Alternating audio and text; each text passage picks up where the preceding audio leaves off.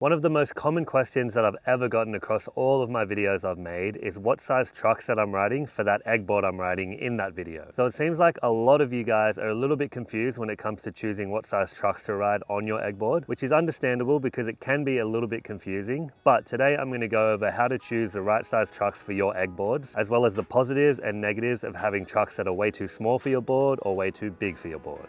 Now, the general rule of thumb when it comes to choosing the right size trucks for the board you're riding is staying within a 1/4 inch smaller than your board width or a 1/4 inch wider than your board width. So if you ride a board that's 8.25 inches wide, you can skate between an 8-inch wide truck all the way up to an 8.5 inch truck. The 8-inch trucks would make this setup slightly lighter and help rotate and roll your flip tricks over, since the trucks will sit in a 0.125 inch on either side, and the 8.5 inch trucks will help your setup feel more stable since it sits out 0.125 inch on each side. So you don't always have to match your trucks perfectly to the deck width, depending on how you like your trucks to sit on your board and how you like your setup to perform. Now, on an egg board, we still want to work within that 1/4 inch smaller or bigger than our deck width, but it becomes a little harder to work out what that measurement is, since egg boards taper down towards the kicks, so the overall width of the board is different to the measurement over the trucks because it tapers so much. If you buy trucks to match the width of your egg board, then the trucks are going to be too big because of the taper. You need to be taking the measurement over the trucks or over the deck bolts of your deck and working within a 1/4 inch of that measurement. So this Heroine Space Egg 2 deck that I've just set up is 9.4 inches wide, but that's only the widest point here at the center. At the trucks is a completely different measurement. The measurement here over the trucks, or where the deck bolt sits, is 9 inches. So that just shows you how much the egg boards taper. It's 9.4 inches wide here, and that's what it's labeled as, but the way it tapers down towards the kicks, it ends up being 9 inch over the trucks, which is where people get a little bit confused. If I'm working between that 1/4 inch leeway for this specific board, I'd be looking at an 8.75 inch wide for the smallest, which would have it sit in within 1.25 inch and make it slightly easier to do flip tricks and rotate them because they're lighter and sit in a little bit. And on the wider end towards the 9.25 inch side, which doesn't exist, so we'll just say 9.1, having those trucks would make me a little bit more stable because they sit slightly outside of the deck here. Thankfully for me, I've already been skating these 9-inch Ace AF1 hollows, which suit the truck measurement of this deck perfectly. So the outside of my axles here are perfectly flush with the outside of the truck measurement of my board here. So these fit actually perfectly. I'll get into the 2 main reasons I actually set this specific deck up today in a second, but hopefully all of this information is starting to make sense and will help you guys choose which size trucks will suit your egg board the best, taking into account that 1/4 inch leeway we want to stay within and how you want your setup to perform.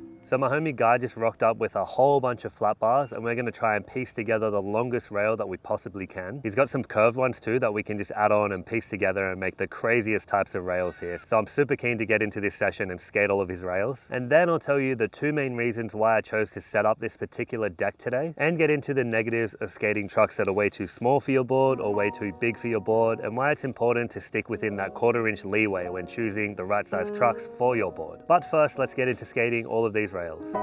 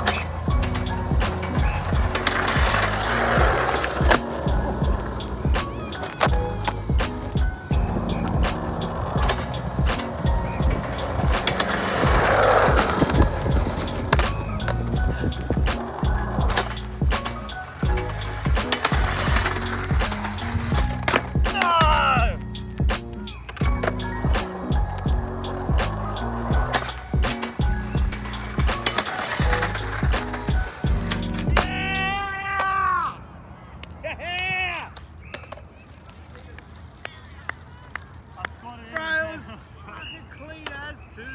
Oh, yeah. Clean as, bro. Thank the Lord.